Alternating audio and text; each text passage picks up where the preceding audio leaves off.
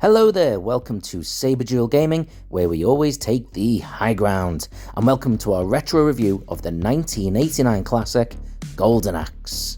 Yes, Golden Axe, which was originally released in the arcades, was very quickly converted by Sega to the Sega Genesis or Mega Drive, where you pick one of three fantastical characters to battle your way across a fantasy landscape.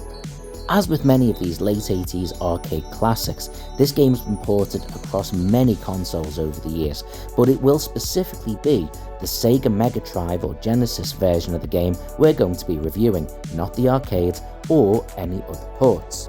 Now, the setting of this game fits into a landscape and world very similar to those seen in movies such as Red Sonja, Conan the Barbarian, and the Lord of the Rings series.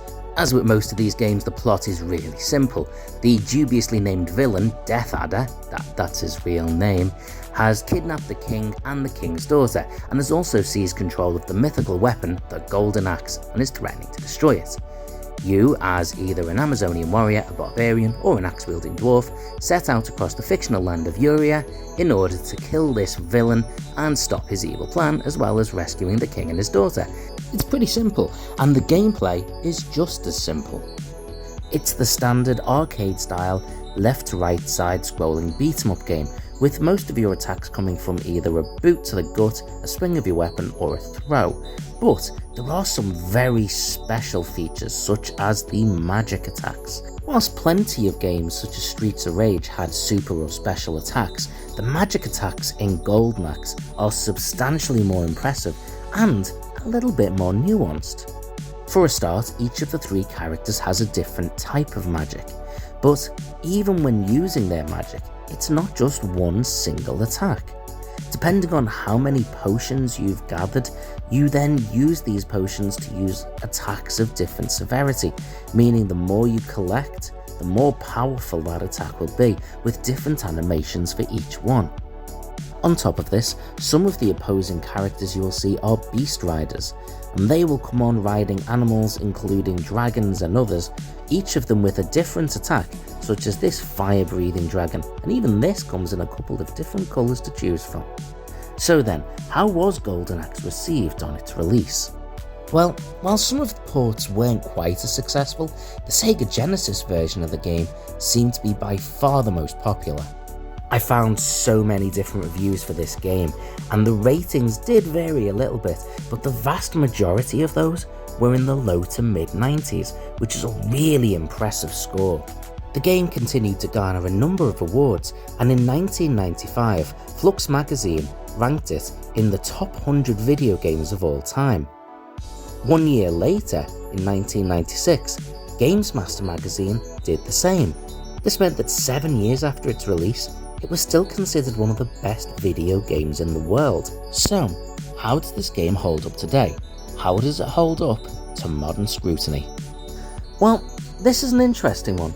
You see, I tried to play this game a few times to do a review of it, and at first I found it a little bit boring and difficult to get into.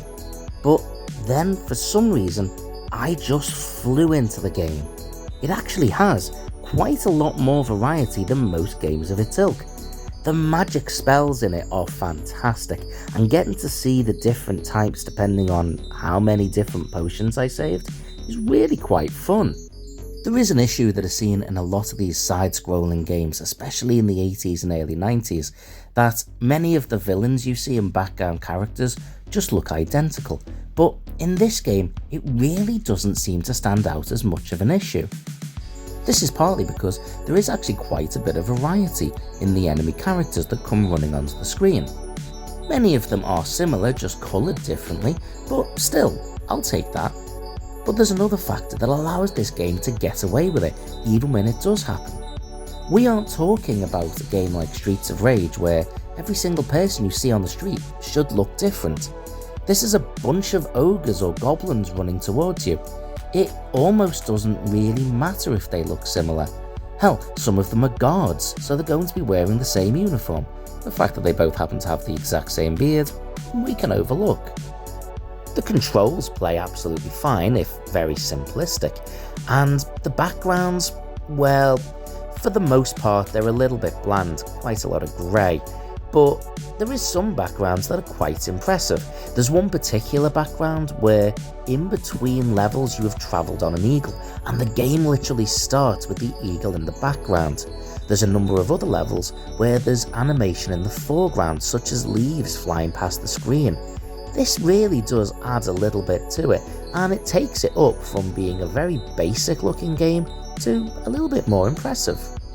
Rather impressively for the time, there is also another game option you can play, that being a versus or battle game. It's sort of like running a gauntlet where you pick one of the characters and go head to head, or usually in a bit of a handicap situation, against other fighters from within the game. It's not much, but it's something extra you can play. So, Golden Axe. How does this game score? Well, for me, I was pleasantly surprised. I hadn't played this game for a very long time and hadn't played it much, but even playing it now, I think this game still deserves a 7 out of 10. It's basic and it has dated somewhat, but it's still a great deal of fun. But what's your experience of Golden Axe? Comment below, let me know, and until next time, take the high ground.